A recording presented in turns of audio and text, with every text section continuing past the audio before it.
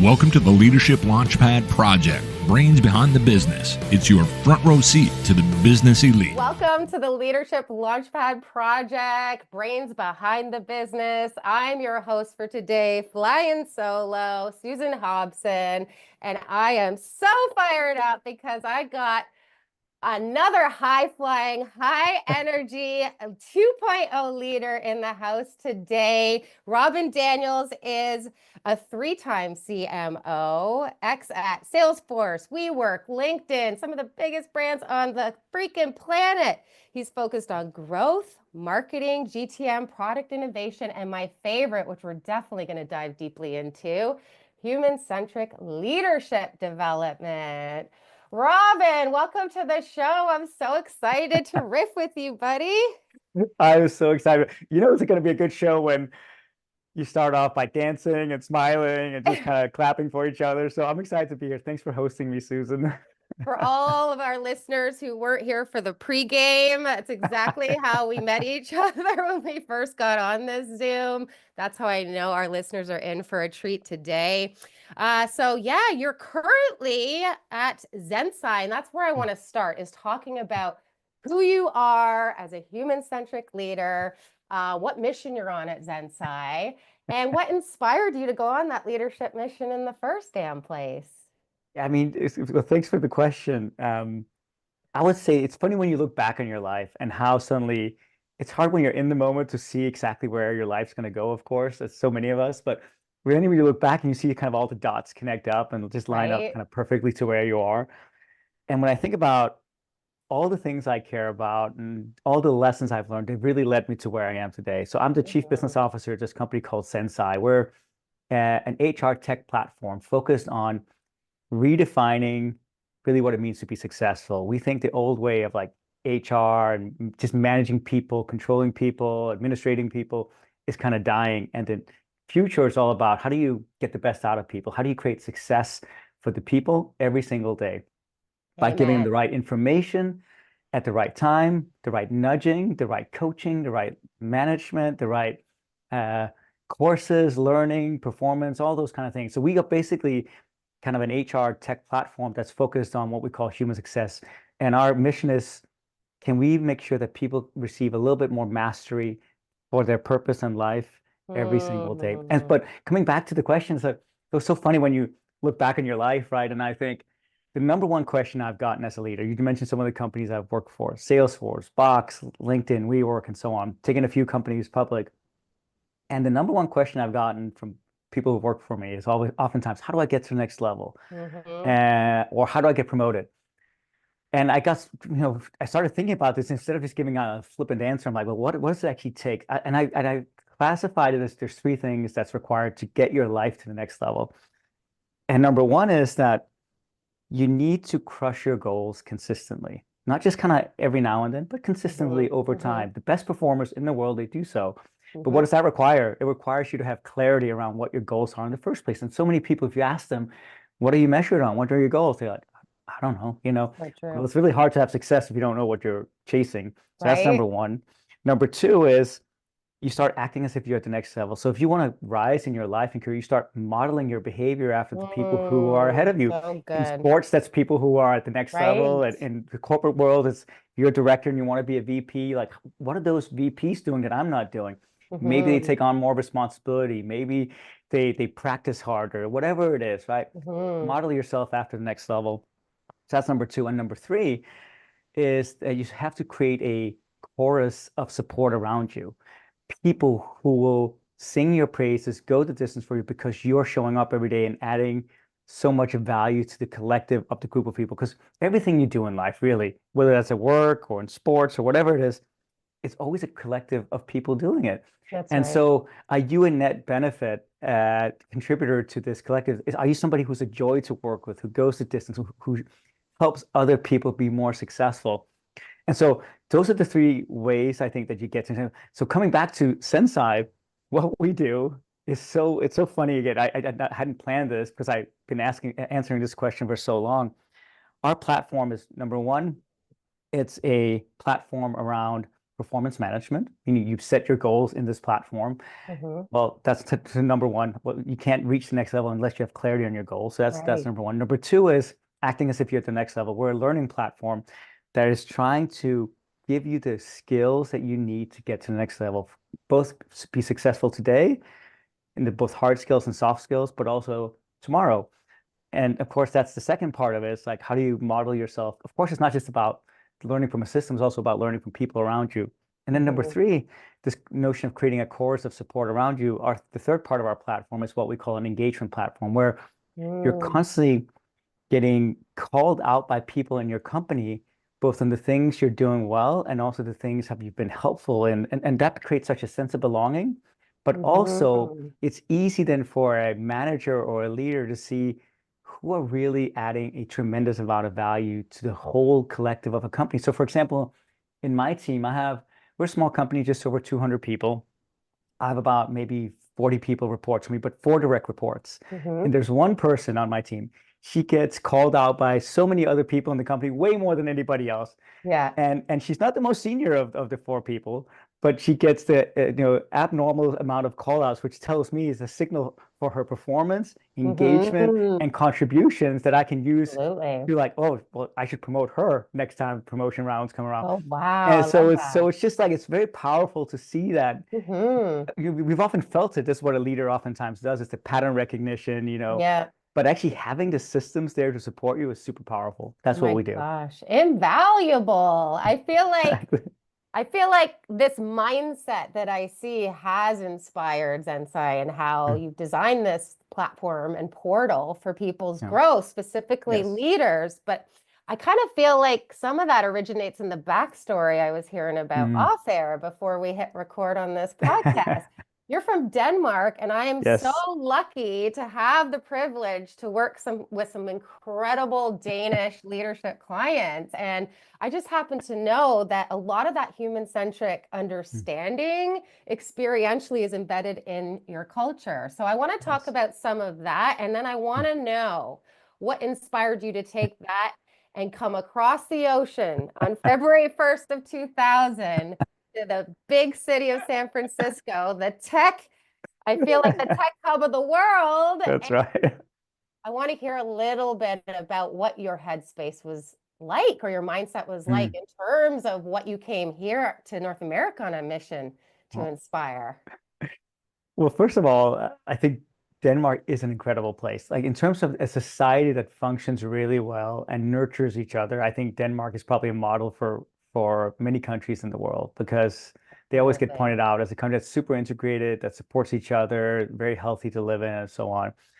This doesn't mean it doesn't have issues. Of course, every country does, but it functions pretty well. Um, but my own personal journey was I was born and raised there, but I'm a nerd. And back then, the place to go if you were a nerd was San Francisco. This was like I was reading all these stories in the 90s about the magic that was happening in California, Mm-hmm. specifically in California, right, in Silicon Valley. Mm-hmm. And and there was just none of that happening in Denmark. And I have always loved technology for the way it can impact the way we work and the way we live. And of course, we see that in everything we do today. But back then, it was kind of like I could start seeing the vision of that come true, especially with the rise of the internet and everything else. And so I always just wanted to be part of that revolution, and I couldn't see it happening in Denmark. I honestly felt at that point in Denmark, even though again it was always safe and very nice to be, it was pretty unambitious in the tech scene. And I'm like, I didn't want to go take a traditional path in a traditional job. It was just never my life. I also come from a background of two super hippies. My mom and dad are super hippies, and they kind of left their homes when they were very young and went out into the world and so on. And I think I had a little bit of that in me as well. And so I always had this feeling of, well, I don't want to look back on my life. And it still drives me to this day. This probably my overarching like North Star is that I don't want to look back on my life when I'm 80, 90, 100 years old and have regrets. I don't want to look back and say I should have, I could have, I would have. And so I always think, well, I of course don't want to put myself in life danger, but most decisions usually end up either learning a lot, having fun, growing it from a person as a person. And so the overarching feeling I had when I was 21 and I bought the one-way ticket from Copenhagen to California was I didn't want to not try. I didn't want to again, I could like try, I'm always trying to project myself forward. I want to live in the moment, but also want to be wise enough, hopefully, to not get to the end of my life and have all these sucky regrets because you can't do anything Right. about them at that point, right? Yeah. And so I said, okay, I'm going to go over there. I have $2,000 in my pocket. It's enough at that point in time, I figured, to last me 2 months. I think maybe that was a little Wow, ambitious. instant friend. Oh my gosh. Now we're really Yeah, it was, telling our age. yeah, even back then it was a little bit more expensive. I don't think it would have lasted me that long, but I applied to like just every job I could find on Craigslist. Right. And when I came over there, it was at the height of the dot-com era, and everybody was hiring, even somebody who was 21, pretty much unexperienced. And Hmm. I, at the first couple of 2 weeks, I had 15 job interviews with companies all over the Bay Area, and I ended up getting 2 job offers. Like I'm like, How oh, about that? I'm like, this wasn't that hard. And so I ended up taking a job at a small startup company in California. And then a month after I got there, the whole market crashed. And I was like, Oh, oh my God. uh-oh. Timing, it's like Yeah. everything. And so this company did not end up making it. And 6 months later, I was out of a job and had to hustle my way and find another one. I found another one. That company didn't make it. 4 months later. So the first year was tough, because I lost two Gauntlet. jobs in a very, very, but I was also young and I'd gotten there at least. And I always Hmm. had confidence and belief in my ability to network and tell a story and connect with people. Hmm. There's a lot of things I'm not great at, but I always think that my superpower is my energy and my initiative. If I can lean into those two things, the energy I show up with every day and the initiative I take to show proactiveness in solving problems for other people, they will see something in me. The hardest part for anyone nowadays, I think, is getting your foot in the door. Was for me as well. But I always had that confidence that if I can just get my foot in the door and somebody can meet me, they will like me, like Hmm. enough. But it was just like my resume was crap. So I mean, it's like many people would just discard me from just looking at that or my Right. experience. But once I met people, I'm like, okay, You're I'll do my good. best. And I wasn't like trying to put on something I'm not. I was just like, if I can just show up with my natural energy, which I think I have, and I think a lot of Hmm. people have, and not try to be something I'm not, I think hopefully that Hmm. could lead to something, So that was my mindset very much in the Yeah. beginning. It's a great mindset. And I feel like it's one that, even though all these years later, right, and we've ascended Mhm. in that leadership journey, I feel like it's one that we still need to hold on to and For protect, sure. right? For Because sure. that's sage wisdom coming from a young man, but it's also, I think, where leaders struggle, right? The more the Yeah. pressure increases in their nervous system, the more visible they are, they start Completely. to lose some of that, playful mindset. I feel like Yeah. that playful mindset, the childlike state that you've Yeah. described in all of that, is one of the most resourceful states of them all. I noticed Completely. you're talking about something very unique. I'm calibrating in your mindset that is also a thing that I purposely and intentionally have to proactively take my leaders on a journey of even contemplating, which is zooming Okay. all the way up to the right, Hmm.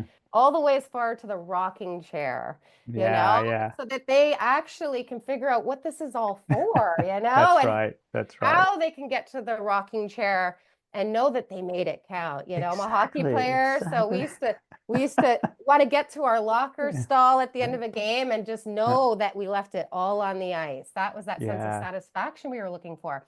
Yeah. And you mentioned your father. So that's where I want to go next, is that I feel like that's an experience I know that I, as a very young person, also really leaned into, and a perspective that I utilize and still utilize today as a leader, which is when I saw my father, who was an entrepreneur and founder of his business, die at 63 years old way too soon. I feel like that's Yeah. what I remember the most, that impacted me the most, was seeing Mhm. how many regrets he was left Yeah. with. Hmm. And so I know that's what inspired me to go on this mission, right? Because I saw Yeah. him killing himself in a scarcity mindset, right? Yeah. Trying to Yeah. scale his Yeah. business. So that's why I'm inspired to help leaders get out of that deficit, get into the 2.0 mindset. But what about you? I noticed that you have that same thinking and you have a very similar story that inspired I you to think do. that way.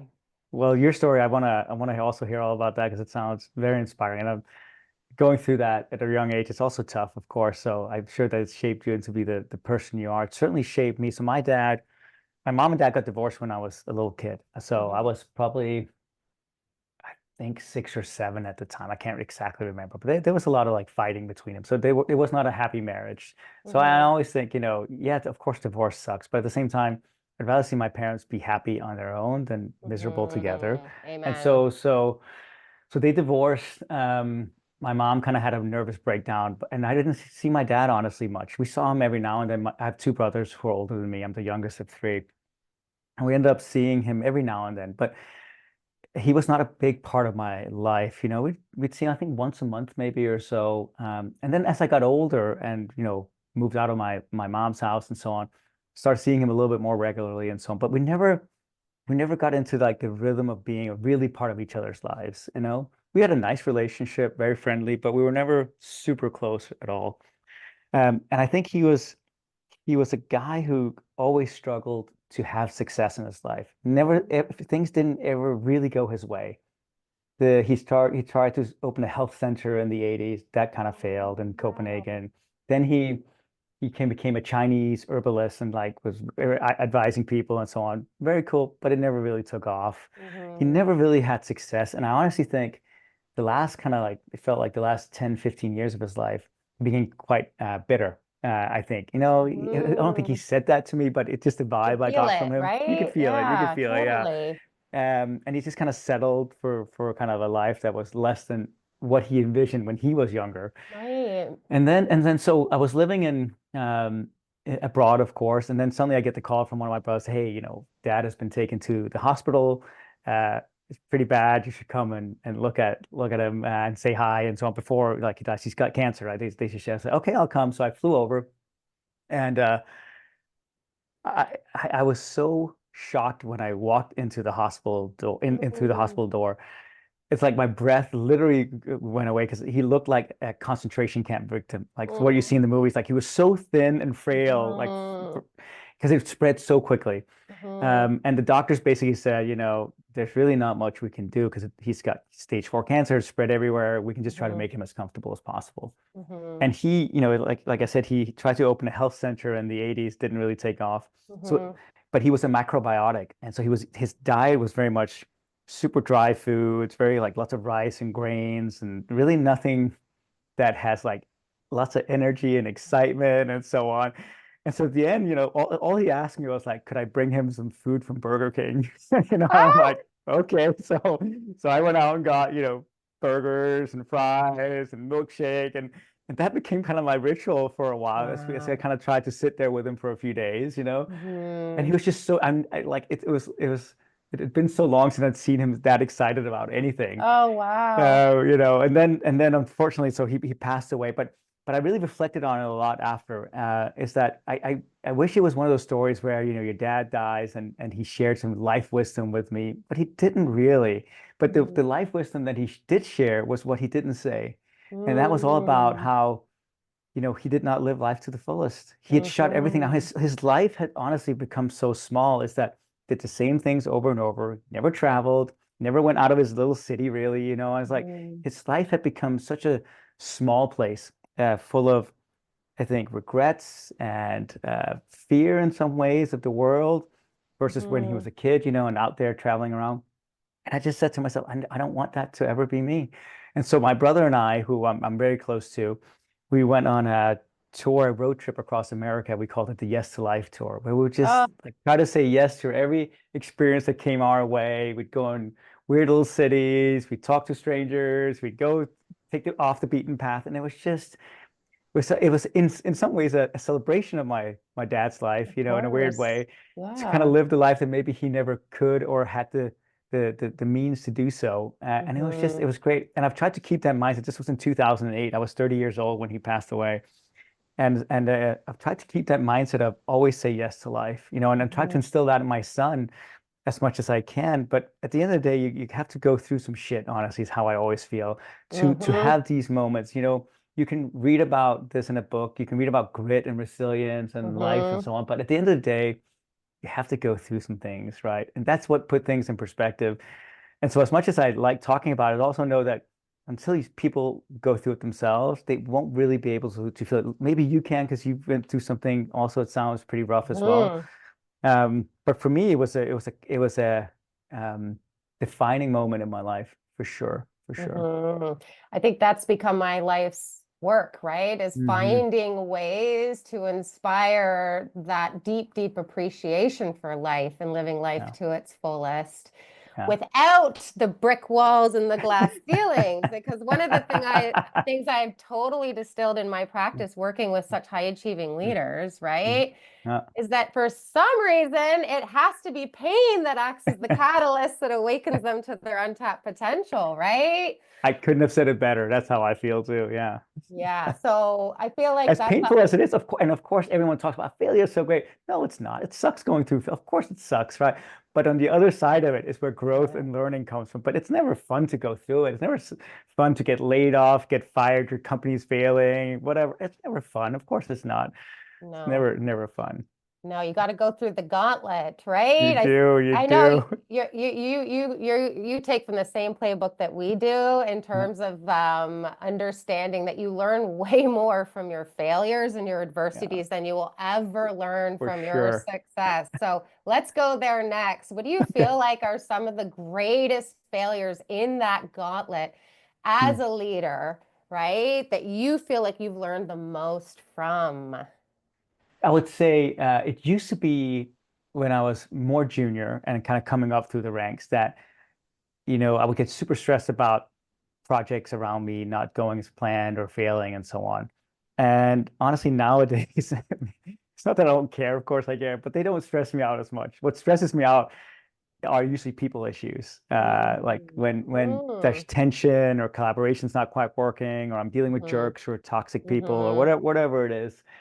And so I would say that some of the biggest failures have come from me not taking action on it in some way, either positive or negative action. For example, I had somebody who worked for me who was an absolute rock star. She was amazing.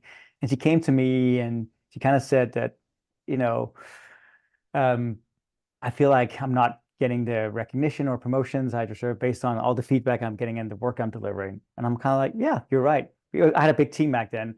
I said, I will take a look and take it up under advisement when the time comes to kind of think about promotions and bigger pay and all these kind of things, maybe moving you into some different parts of the business. Right. And then I think 3, 4 months went by and I didn't really action it much, And then she came back and Mm. she said the same thing to me, Uh-oh. right? And it's also because, it's a big company. So we had like a schedule of when we did things and so on, right? But Right. she came back and like, hey, what's happening? And I'm like, oh, nothing's happening yet.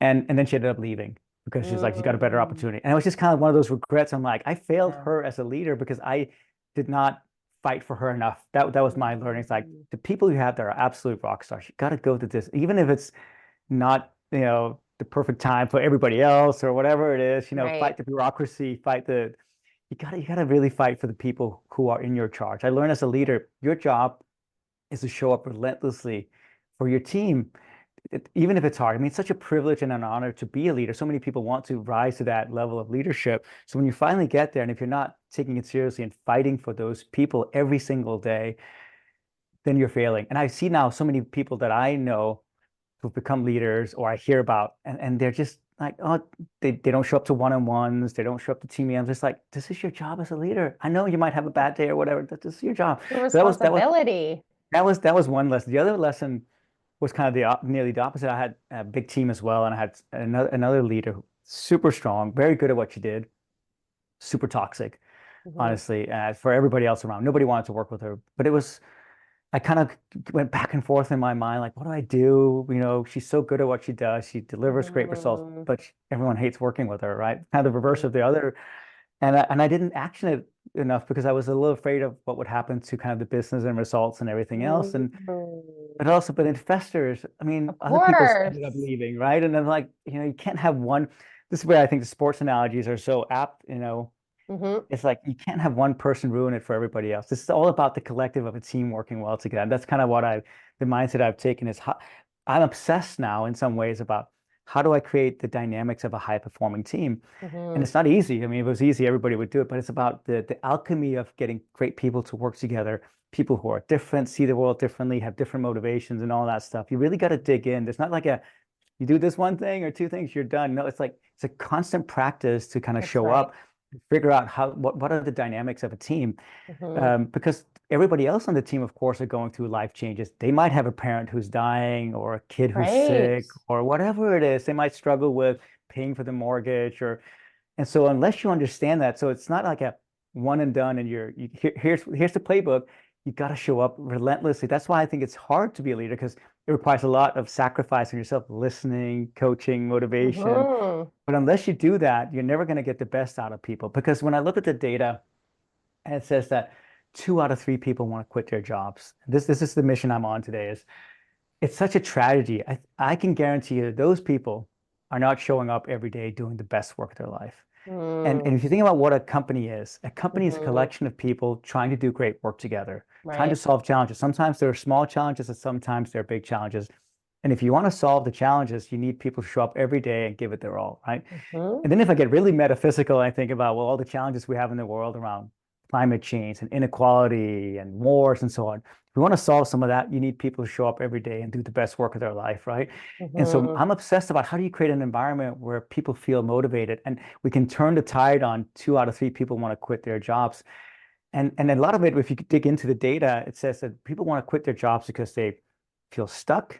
They're not learning or growing. They feel like nobody's investing in them. Nobody's caring about them. I'm like, okay, well, how do we create a world, a workplace, a society where people feel like they're moving towards something that's beneficial and motivational for them? And I can't say what exactly that is. That's unique for each person. But sometimes you need to just you know, support your family. Sometimes you want to get promoted. Sometimes you want a bigger title. Sometimes you want to move into a different part of the business because you're not inspired by work.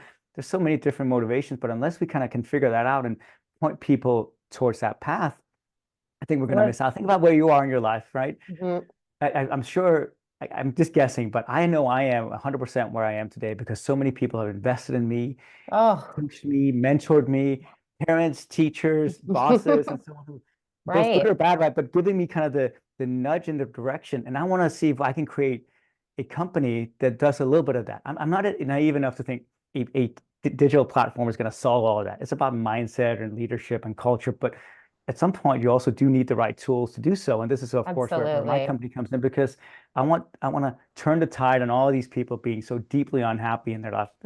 I can guarantee they're not showing up doing the best work of their life. They're just not if you're so deeply unhappy. You're phoning it in. Yeah. 23% is the average in terms of Oh, engagement. What? oh, it's so It's embarrassing. abysmal.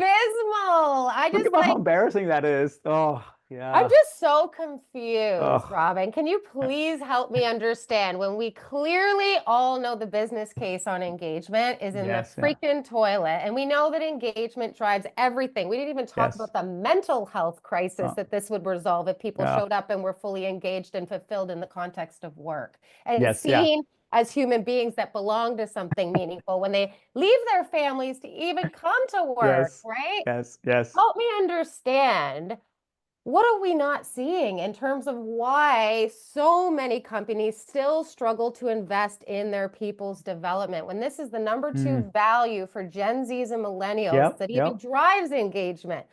Help me understand this blind Okay. spot because I'll, clearly you must understand it having yeah. designed a platform that addresses that and systemizes that for our leaders.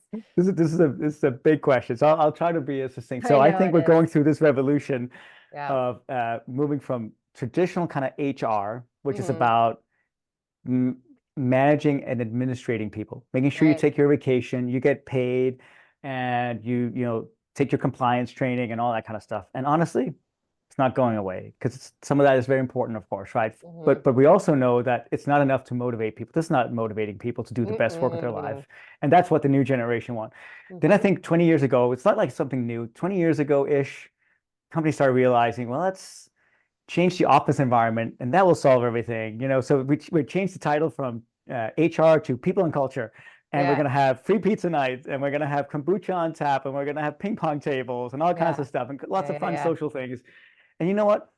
It made things a little bit better because at least Hmm. work is not a soul destroying place you go to. At least Right. there's a little bit of sense of you like Fun. being in this together, fun, right? As well. Childlike state, like we were Yeah, yeah. talking about a second So, ago. but it's not addressing the underlying cause of No. the anxiety, angst, and so on.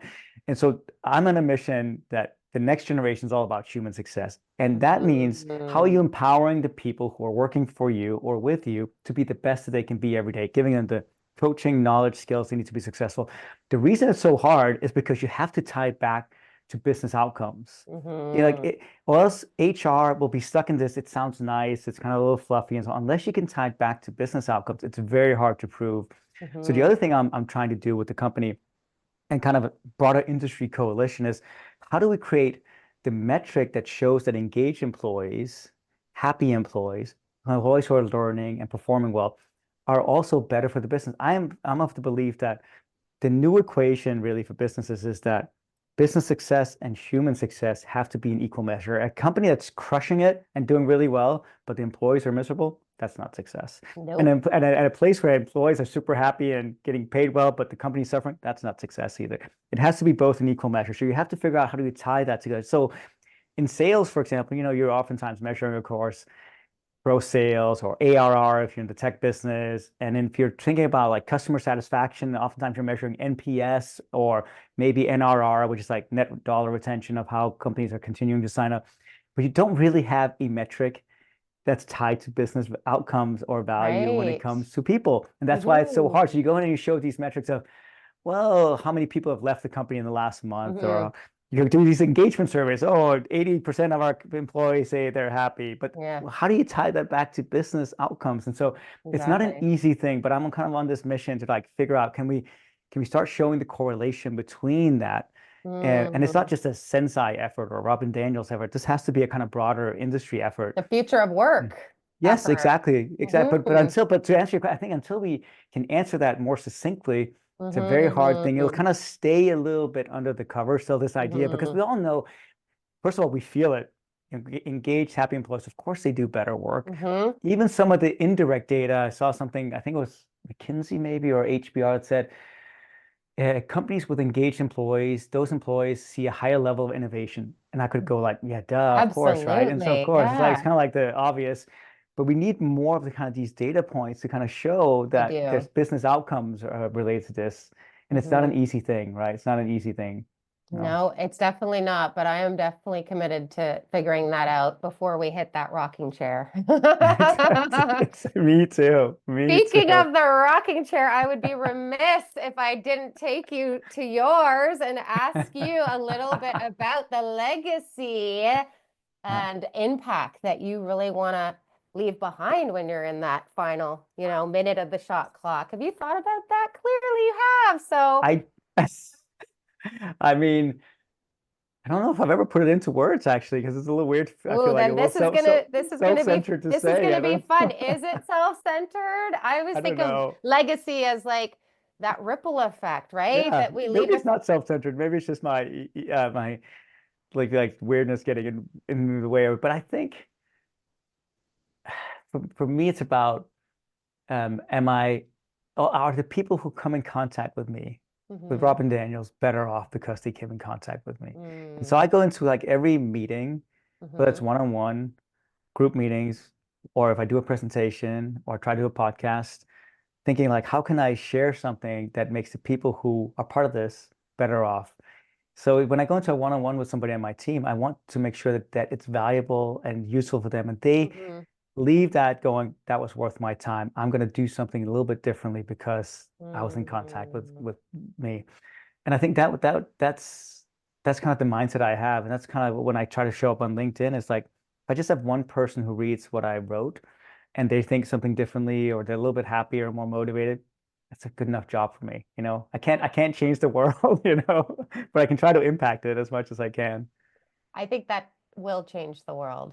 If we Maybe. all, right, think along the lines of people aren't going to remember what you did, they're going to remember how you made them feel. Yeah, that's true. And feeling drives decision making, Yeah, right? that's So if right. we're That's right. looking to awaken this collective consciousness to be a little bit more intentional in that human-centric way, Yeah, I mean, just imagine the human it's true. potential that we have woken It's up. true. Well, I've also just learned, I mean, we all probably learned this later in life, is I can't control outcomes. I can try to influence them and impact them, but I can't control them. What I can control is the way I show up every day, the mindset that I have. Doesn't mean it's easy. If it was easy, everybody would show up perfectly every day, but it's not. I mean, you can have a bad day, somebody Of cuts you off in course, it's traffic, human. you don't sleep well, whatever. But it doesn't change the fact that the way you show up every day, the way I show up every day, I can control that. And I'm very Mm, mindful of that, that the way I show up again to a meeting or whatever it is a net positive for mhm, whatever that interaction is. mhm. Because that I can control, even if it's not always easy. Because there are times when I'm like, I don't want to do this, or I'm Yeah, tired, or whatever, right? But it doesn't change the fact that it's in my control. that's right. And I think that really is what it's all about at the end of the day, right? Is just Yeah, owning the controllables. that's right. Robin, this has been so much fun as I knew it would be. The second I laid feelers on your energy. If there's anything else you'd possibly like to leave our audience with before you head out today, what would that be? I really hope that whoever's listening to this conversation has a better day because of it and goes and shares that energy with somebody else. That would be make me very, very happy. And if you Mm. want to connect with me, you can go to LinkedIn and just find Robin Daniels, and I'll be happy to connect. Oh my gosh, this is so going to amplify the ripple effect here at the Leadership Launchpad Project. You know, we're on that mission to change the way the game of life, leadership, and business is being played forever through everything we talked about today in this episode. Robin, thank you so much. We're going to have you back for a part two. Sounds great. I love it. So, Thanks for the energy and the great questions, Susan. oh, I love it. I think it's hilarious when people tell me this is work because I really just don't buy it. And for everybody else out there who's listening, thank you so much for investing your valuable bandwidth in tuning in today. Please go ahead and share this episode. Help us share and spread that ripple effect as far and wide as we can so we can really all make it count. And for everything else in the leadership mindset development arena, go on over to elitehighperformance.com. You can find our leadership locker rooms on trust and psych safety, diversity, equity, and inclusion, all those human-centric development training opportunities that you absolutely need to double down on, not only now, but for the future of work that we talked about today. Thank you very much, everybody, for tuning in. And oh, I'd be remiss if I didn't remember to ask you to please make sure that you're following along at all major podcast platforms, the Leadership Launchpad Project. That's it. That's all. Thank you, Robin. We'll see you all next week.